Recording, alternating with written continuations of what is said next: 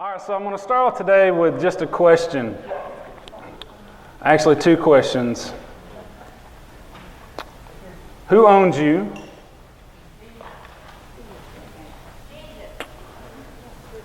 And are you listening to the right voice? Okay. So we'll dig into that later, but first off, I want to kind of tell you guys a quick story. It's really not that quick. I don't know why I said that. So I was probably about 10 years old, and my dad had asked me one summer morning, "Hey Ryan, I need you to mow the yard today." Now, we lived in town, but we had a pretty big yard to live in town. And at the time, we didn't have a riding lawnmower, it was just a push mower. And for a 10-year-old, when the grass gets pretty high, and you know that gets kind of hard work. And so my dad gave me the advice, "Hey, why don't you just go ahead and get up early in the morning and get it done before it gets too hot." And so, of course, I did not listen, and I slept in. And it was probably around lunch, maybe a little after lunch, by the time I got outside to start mowing. And yeah, it was hot. It was very hot. And all I knew I had to do, I had to finish it before he came home from work. And so I wasn't outside all that long, maybe 30 minutes. And then I was just drenched. I was extremely thirsty. So I killed the lawnmower and I go to the back porch to go in the house. And my sister, who's 3 years older than me, had locked me out. Now, what you don't realize is that back then, this was before cell phones, and so there was only one landline to the house. My parents had actually gotten her a second landline so she could be on the phone and not tie up the rest of the house. And so, of course, she comes to the door with the phone to her ear. And so I was, trying to, "Amy, what are you doing?" Oh, she just walks off, and she's still on the phone. So I don't remember if she was talking to just a friend or a girlfriend, boyfriend or whatever, but, it kind of hacked me off. Here I'm outside, I'm hot, I'm thirsty, I want to drink.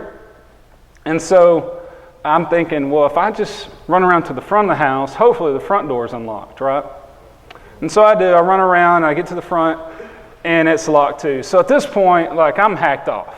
And so I'm pounding on the door, trying to get her to open it, come to the door. We had this half moon window at the top of the door. And it was a solid door, solid wooden door. So I'm pounding on it like crazy. I'm ringing the doorbell.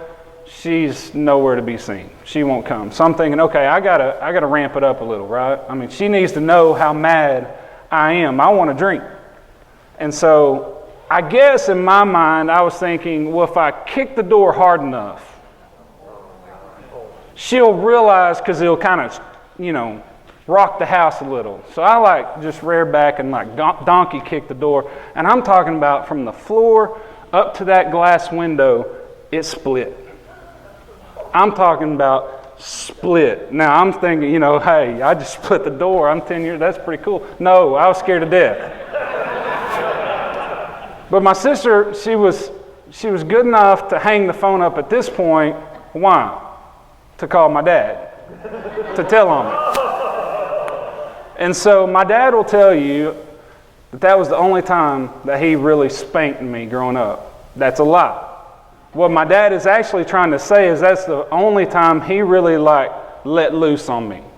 He wore me out. I'm talking about it hurt.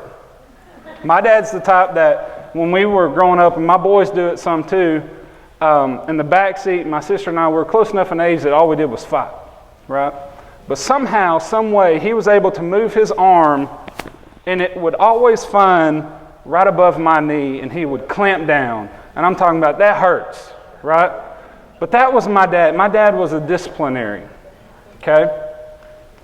This is crazy that I'm even speaking about this because just last night it happened.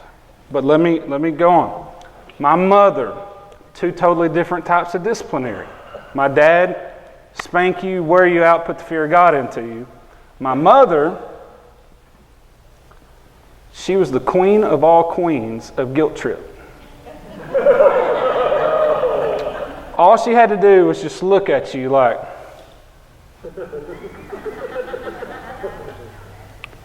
"I thought I raised you better than that.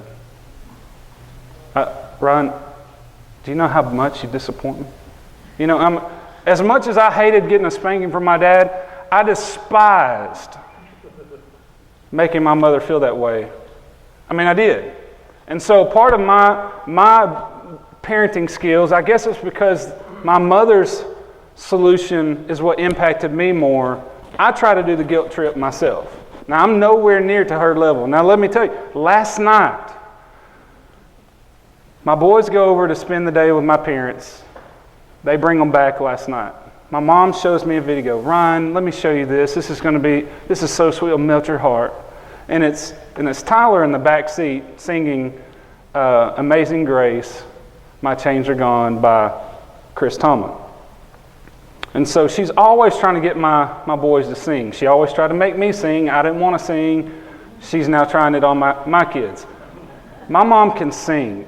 She's like Kim. She has that deep voice that just, powerful. She's amazing.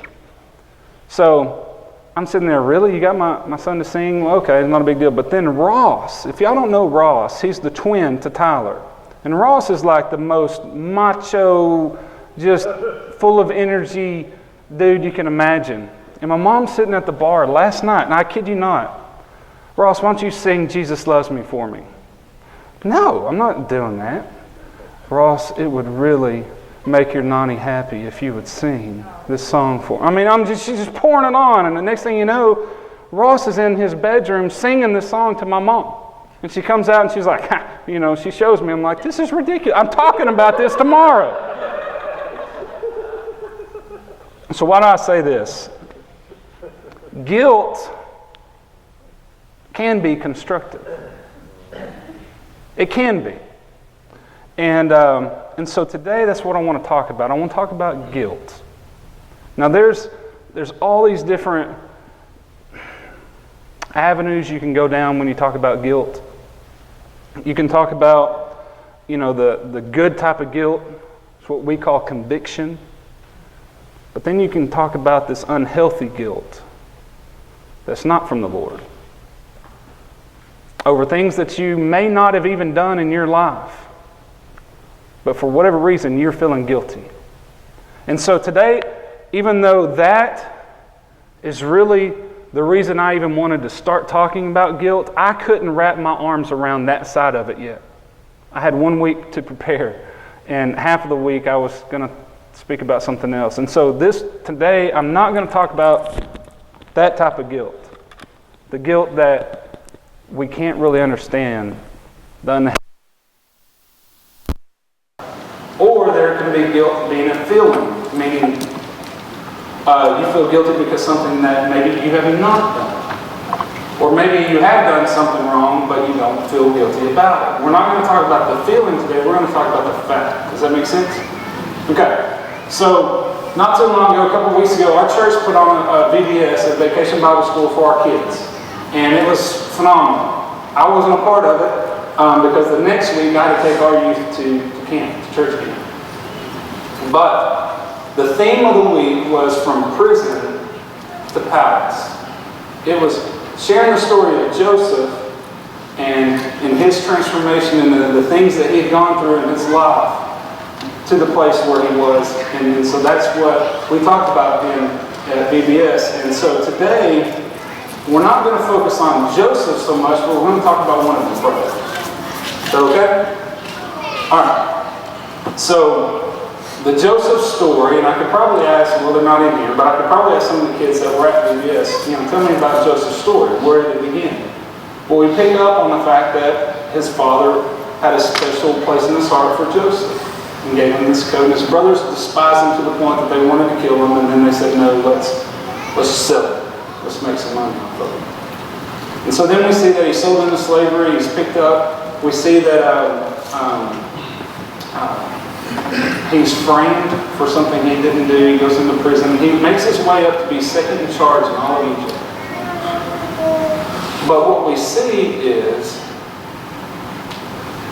the brothers who did this to him have to come see him. And what we discover is the fact that when they come, they actually say, we're here as captives because of what we did 20 years ago to our brother. It's our guilt that has brought us here today. And so today, I think there's a lot of us walking around with guilt and shame. But what my hope is that, and it's not just going to come from this sermon, but it's going to be a process through your life that hopefully it doesn't take you decades of living in that like the brothers did. You notice the very first thing they said, it's 20 years have passed. They're captives, and the very first thing that comes to mind is what we did to my brother. You see, they're carrying this around for all this time. And guys, that's what I love about our church. I love about Grace is the picture out front with the appliances. Because I feel, guys, that Grace is a place where people feel that they're not good enough. Maybe they're carrying around some sort of shame of their past. But they get to come here. And through the leadership of this church and through you guys as a church family, they become restored. And so today I want to talk about this restoration process. And so the brother we want to talk about today is Judah. Now, I'll be honest with you, I didn't know too much about Judah. I really haven't studied him before.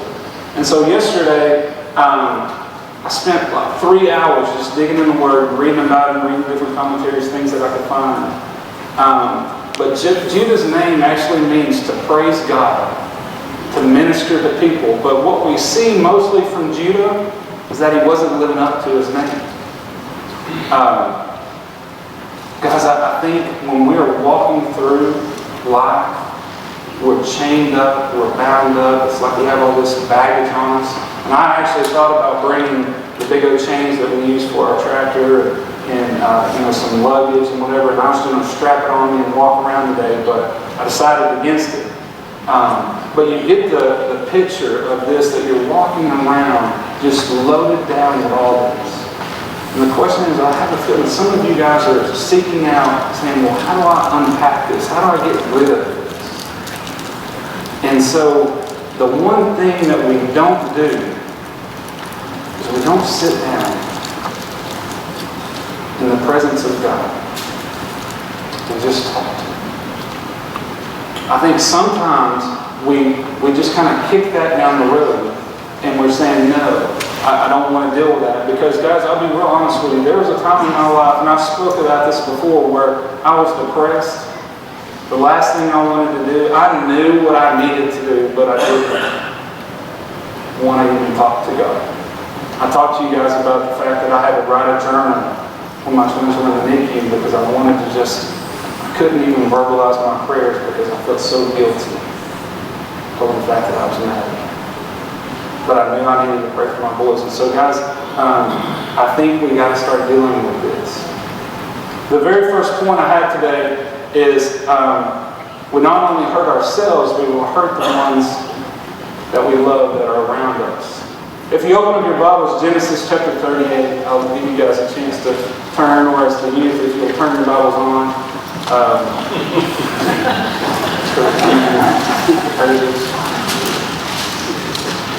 But Genesis 38, this is right in the middle of the story of Joseph. And as we're going through the story, there's kind of like this one chapter that's just kind of out there. It's just kind of like, what in the world? We kind of interrupted the story, took a commercial break, and we're hearing about Judah for just a minute. And then as soon as this chapter's over with, we go right back into the story of Joseph. And so I'm pretty sure at camp, at VBS, they didn't go over this chapter. They probably skipped it. And this chapter is kind of, it's a different chapter to read if you needed to have read through this before. But the very first thing, this is after they have sold Joseph. The very first thing in chapter 38, it says that it happened in a time that Judah went down from his brothers and turned aside. Guys, the very first thing we do a lot of times is we turn from God. Whenever we're going through something, whenever things start happening to us, what do we want to do? We want to turn from God because we want to place the blame on the last person the blame should be placed upon. And so I don't believe this is just a geographic transformation, this geographic shift where he went down. I really believe that this was a turning from God. And why do I say that? Because it goes on and it talks about the fact that Judah, after he was the one that actually said, no, let's not kill him. Let's sell him and make money off of our brother. That was Judah. Now, different scholars will actually say, well, maybe it's because Judah had compassion on his brother and he wanted him to survive. And so he was trying to come up with a solution that would not be death to his brother. But reality is most people are convinced that has nothing to do with compassion. It had everything to do with greed. That he was saying, no, if we just kill him, that's a waste. But if we sell him, we'll actually make something. And so he was living in this, so much so that it says that he turned and he went down. And he turned aside. And so I truly believe that this guilt was weighing on Judah so much that he turned his focus away from God. You see, his lineage was painted with great leaders of the Old Testament. And then it gets down to Judah and his brothers, and most of them aren't worth a dime. But guys, it's not just the fact that we hurt ourselves. We start to see that when we're dealing with things like this, a lot of times we hurt those around us. It goes on to talk about the fact that his first son married this lady named Tamar.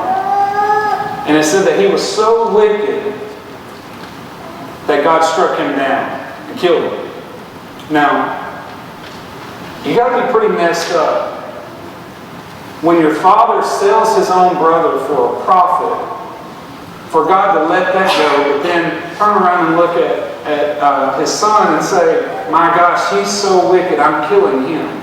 So this son must have been terrible.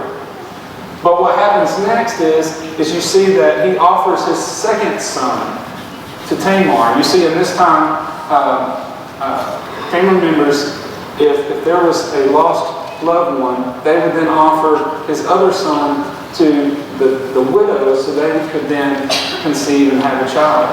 The purpose behind that was then the blessings of the family would then pass down, and then the assets of the families would then be split among the different branches that as it continues down. And so this brother says, sure, absolutely. But it says that he goes to sleep with her, but he doesn't want to conceive. You see, there was something inside him that was so evil that said, I want to go be with this lady physically, but I don't want any sort of blessings to happen to her. And so it says that he spilled himself on the floor. He did not want that to happen. And so it said that God looked at him and said, you're evil too. And so he kills him as well. Guys, I'll tell you a personal story, and I had to ask her permission today. My wife this past week was asked to go speak to a pilot club, a civic organization in Mineola. I work in Mineola. There's a lady that I used to work with that's over getting the programs for their meetings, and she asked that Leslie come speak and share her story. Just kind of who she is, how she got started in the ministry, about her ministry, and kind of what's going on. And she did a phenomenal job. Normally, my wife doesn't want me to listen to her stuff. Or not that she doesn't want to, she just never really specifically asked. But it was videoed and it was put out on YouTube, and she said, Ron, I really want you to listen to this if you don't mind. And I said, great. So on the way to work one day, driving from here to Mineola, I listened to her speak. And guys, if y'all haven't heard my wife speak, she's phenomenal. She is absolutely remarkable. But she was sharing her story, and so I'm listening, and I think at first she wanted me to hear because she was trying to brag on me. And I guess she wanted to hear that actually she says kind of things, about me to other people.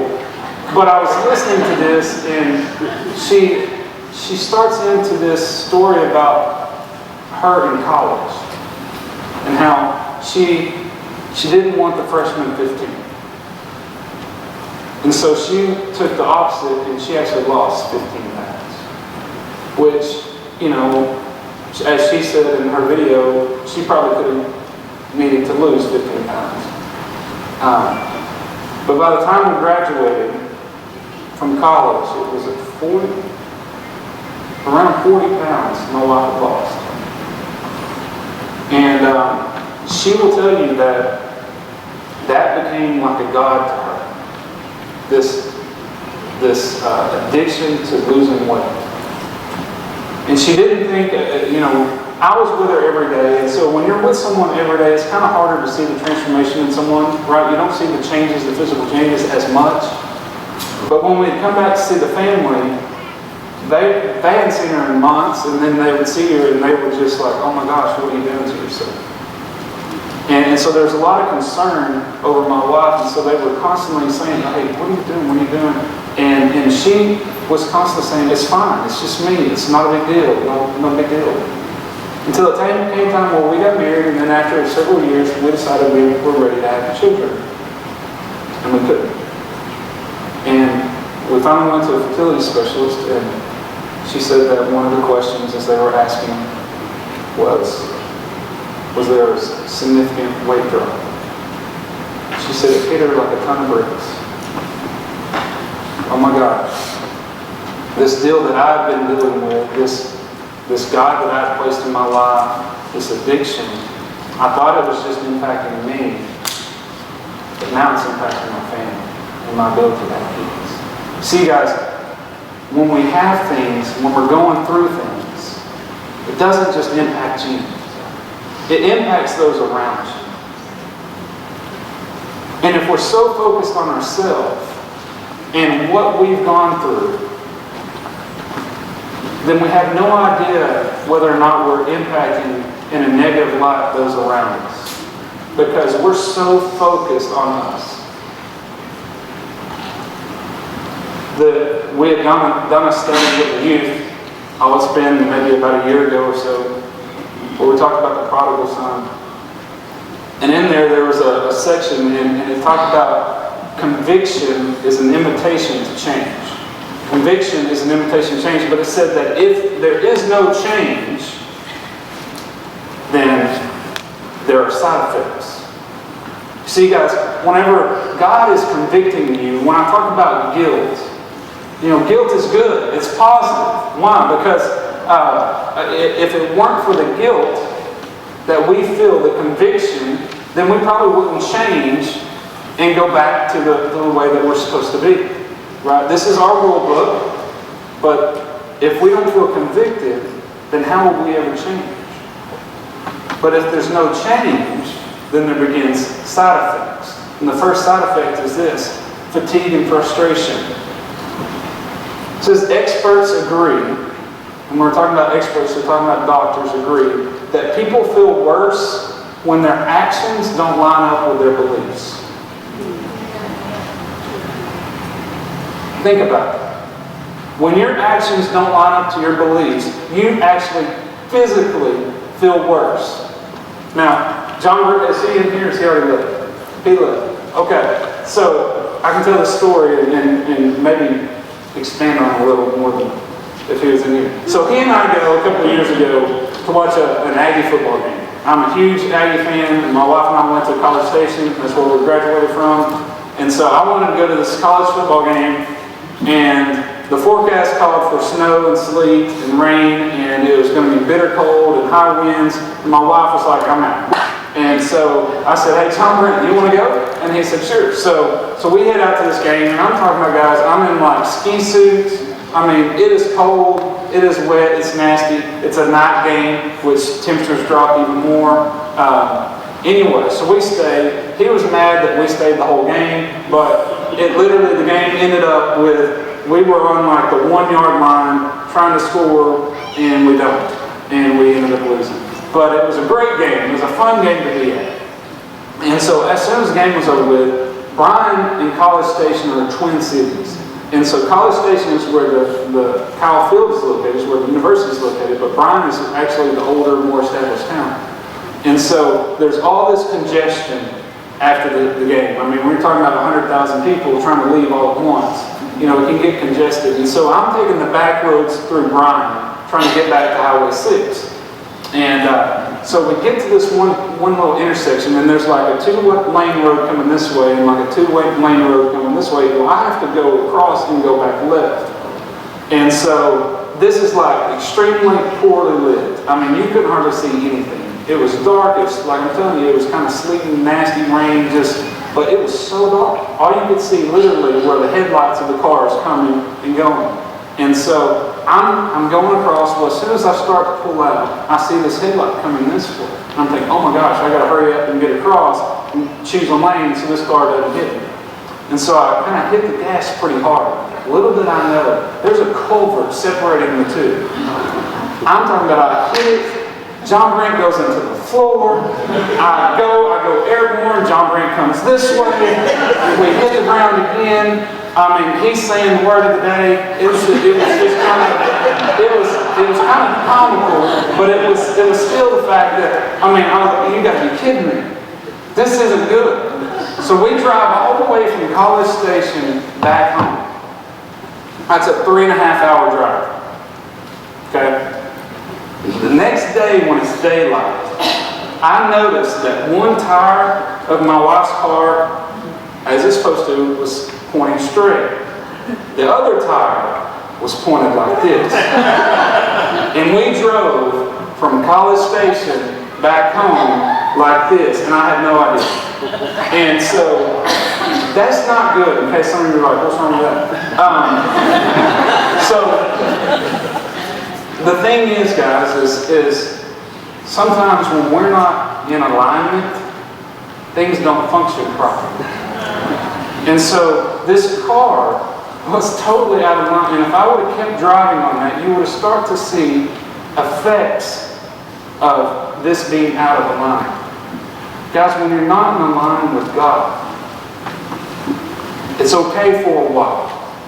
But eventually you're going to start to see the side effects of being out of alignment. The second thing is tension in the relationships. When you know what you need to do, but you haven't done anything about it. And that kind of goes back, guys, to what I was talking about before, whenever the boys were in the NICU, and I was going through that depression, I knew without a doubt, I need to pray to God. My boys are fighting for their lives. They're trying to survive. I need to pray, and I couldn't. And there's nothing worse than a father trying to do that. And it's almost like I bring this up every sermon, but I'm telling you the truth. That was a very dark place of mine that I went through. And I knew without a doubt what I was supposed to do. I just couldn't do it. And in that book, it talked about awakening, honesty, and action. AHA, the 3 acronyms. A lot of times we understand we're awakened. We can be honest with our situation, but it's the action part where we get stuck. We don't want to get up and do anything about it. And so that then leads to undirected anger. You know, sometimes, guys, when you're having all this guilt and shame on you, it seems as if you're always trying to displace it to someone else. You're trying to push it off to someone else or to something else, and this anger just comes over you to the point that you don't know what else to do. And so then we go down into the next thing, is the fact that if we refuse to deal with it internally, God will bring an external exposure. If we refuse to do it internally, God will bring an external exposure. What do I mean by that? As we go back to the story of Judah, we see the fact that now at this point, Judah is refusing to offer his third son to Tamar. Refusing. And this is like the worst thing he could do to her. He says, go back home. Go be with your family. Because see, they were given to their husband's family. And at this point, he tried it once, and the son didn't. So there might have been a little bit of, I don't want him, something must be cursed with this woman. I'm not giving him my third. I don't know what the deal was, but Judah did not want her around and sent her back. Well, then the story goes on, and it says that Judah went up with a friend to shear sheep. Now, I don't know what kind of party this was, but I'm telling you, the very first thing, when Tamar found out that they were going to shear sheep, she says, I want to dress up like a prostitute. So I don't know what's going on, but obviously there must be something going on at this shearing of sheep that she's thinking it's okay to dress up as a prostitute and present herself to Judah. And so she does, and she puts a veil over her face, and she offers herself to him, and he says, well, what, how much, what I need, and he's going to offer a goat to her. But she knows at this point, I can't even trust this man enough to even accept his promise of payment, so she asks something back from him, and it says in the Scripture, it says that she's asked for the signet, and your cord, and your staff that's in your hand. Now, my footnotes explain it this way. Let me find my footnotes.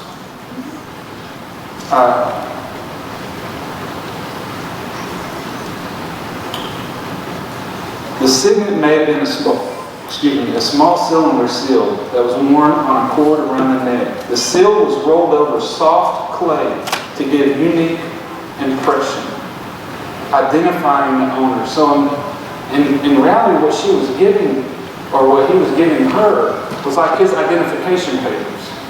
Okay? So this was something like a seal, like you remember you would have a crest that maybe you would roll over wax as you were sealing an envelope that was unique to your family or to you. And that's how they knew who they were. So she's asking, she's saying, okay, you're promising me this goat, but I want something in return. And he's like, well, sure, take my identification until I can get you payment.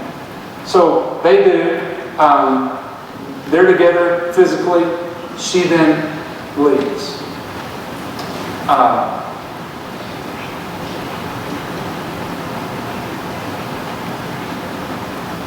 Judah goes trying to find her, and he can't. He's asking everybody, where's this prostitute? They're saying there is no prostitute. We don't know about a prostitute. There's none. Finally, it's told back, comes back to Judah. So it must have been some time later that Tamar, his daughter-in-law, is pregnant. She's expecting. And so then the story goes on, and it says that he asked, well, bring her to me because she needs to be burned. See, Judah didn't have a heart of compassion. And so, what Tamar does, she comes back and she offers him, and she's like, yeah, you're right, I am expecting, but the person who's the father owns these items, and totally puts him out on Front Street and says, here it is. It's yours. You're the father. And in that moment, Judah could have yelled out and said, yeah, well, you're a prostitute. He could have done whatever. He could have said, you were trying to trick me. He could have placed the blame elsewhere, but what did he do? He actually took ownership of what he had done, and he says to her, you are more righteous than me. That's it. It wasn't sarcastic. It was, you're more righteous than me. And I feel there was an apology being made at that point. And I think that was a turning point in Judah's life. See, guys, the only way that we can cut the cords to guilt is through confession. And which leads me to the last thing. Confession heals you and the relationships around you.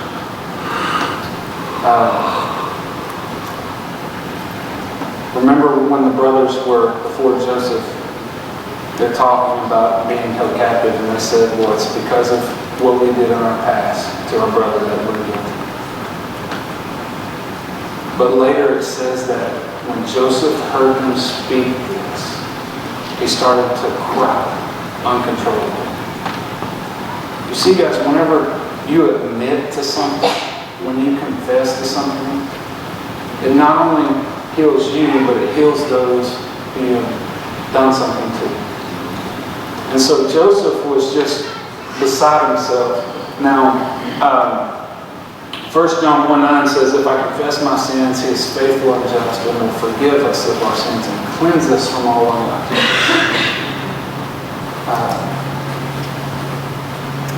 I'm going to share a story real quick about one of our youth. because it's a story that I'm going to remember for the rest of my life. A couple years ago, we were at camp, and they always did a Wednesday night service of the Lord's Supper. And it was an amazing service every time because they did nothing but candles. That's the only light that was in the room, and there were hundreds of candles. The lights were turned down low.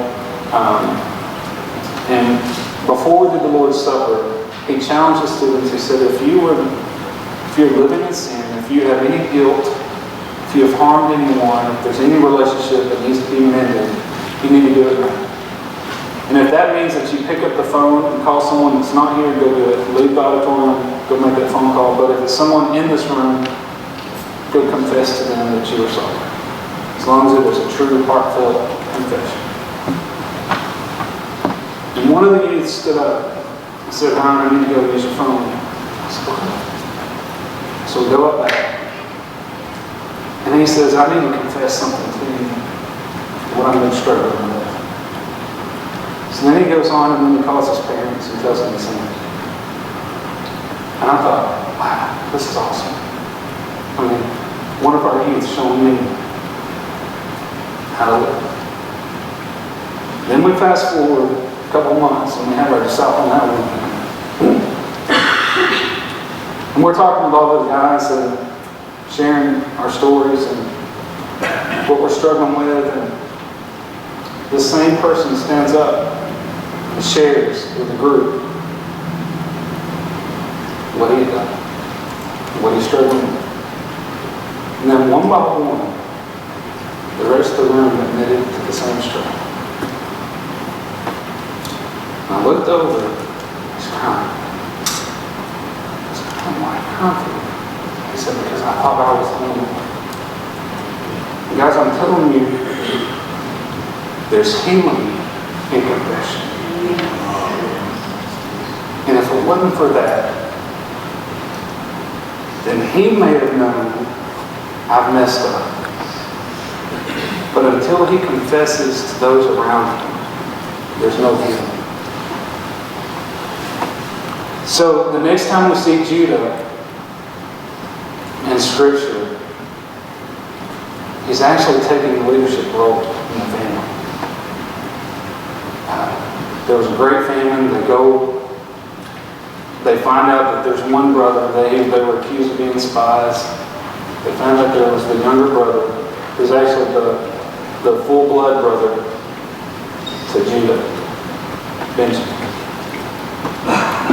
And Joseph wants him back. I said to Judah, but to Joseph. Joseph wants his full-blood brother back. And so he's trying to bait them into this. And so Judah stands up before his father and says, I'll take him. To prove that we're not spies, I'll take him. And the father's like, whoa, hold up, no. I've already lost one son, I'm not going to lose another one. And Judah stands up and he's like, no, I'll take responsibility. I will bear this burden. And so they leave and they go back. And then Benjamin is actually kept. It says Joseph was extremely excited to see Benjamin. And he tells him, says that I'm going to keep Benjamin here as my slave. But Judah had made a promise to his father and said, I'm not going to let anything happen to him. I will bring Benjamin back.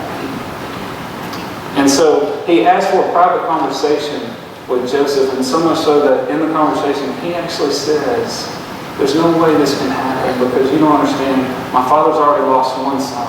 He can't lose another. I've promised to bring him back. There's no way this can happen. And then get this, guys.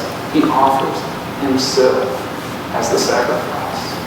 I will stay and be his slave. Just let Benjamin go back to his father. So in the first time ever, we see kind of this depiction of Jesus in Genesis, where somebody is willing to offer themselves as a sacrifice. You want to know what else is really cool about this story? The 12 tribes of Israel. Jesus, his lineage, comes from the line of Judah.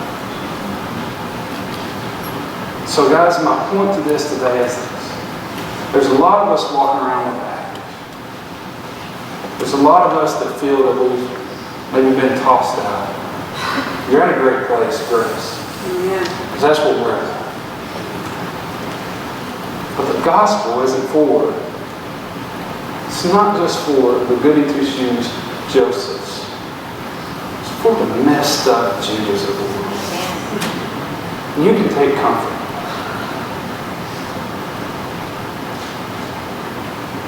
Be honest with God. Allow this conviction to change you. So, I'm done at this point. Thanks for letting me sit. But I'm going to ask that the lights be turned down. And guys, I just want to ask that at this point in the service, that if you're going through something, realize that it can impact others. Amen. And turn the focus off of you and back on God. And so if there's any sort of guilt that you're dealing with, and today we're not talking about the unhealthy guilt. If we were doing a series, we'd possibly do that. But today, we're talking about the truth, the fact that I've done something wrong, and I need to admit to it, and I need to change my life. So if there's anything that's weighing you down, I ask that this altar is open. Just come up here and get in front of the person that you really need to talk to, and ask for forgiveness. So at the very beginning of the sermon, I asked you a question: who do you belong to? And the reason for that is this song talks about the fact that we belong to God. But in our guilt and shame, a lot of times I think our focus, we're so entangled in that we become almost as if we belong to it instead. It's controlling. It impacts our life in such a way that that's all we can see. So my question was, who do you belong to? Because there's freedom in Christ. And then are you listening to the right voice? Are you listening to God? Or are you listening to those around you in the world that are trying to tell you who you're not? So, we still have some up front. If you feel the need to come, I invite you.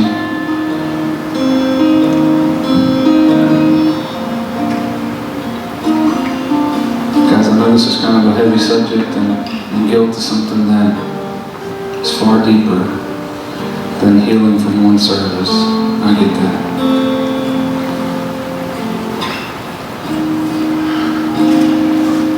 But we gotta start taking action. We gotta get up. We're gonna start walking back. And I know that's gonna be a journey for some and a longer journey for the others, but we gotta start walking.